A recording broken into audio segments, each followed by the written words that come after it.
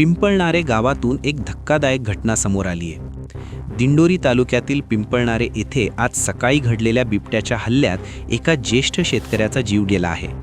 गुलाब रामभाऊ साळवे, वय वर्ष 69, हे आपल्या शेतात काम करत असताना दबा धरून बसलेल्या बिबट्याने अचानक हल्ला चढवला. अचानक झालेल्या या हल्ल्याने ते गंभीर जखमी झाले. त्यांच्या आवाजाने घरच्यांनी धाव घेतली, मात्र तोपर्यंत बिबट्या पळून गेला होता.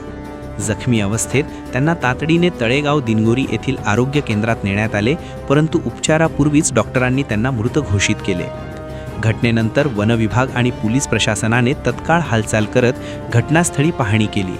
बिबट्याला पकडण्यासाठी परिसरात पिंजरा बसवण्यात आला आहे. स्थानिकांच्या मते या भागात एकापेक्षा जास्त बिबटे फिरत असल्याची शक्यता आहे, त्यामुळे भीतीचे वातावरण निर्माण झालं आहे. वन विभागाने तातडीने कारवाई करावी अशी मागणी ग्रामस्थ करत आहेत. दरम्यान मृत शेतकऱ्याच्या कुटुंबियांना शासनाकडून मदत मिळाली अशी ही मागणी जोर धरत आहे. नागरिकांनी सावध राहण्याचे आवाहन प्रशासनाकडून करण्यात आले आहे. Bureau report 24 Nashik express news.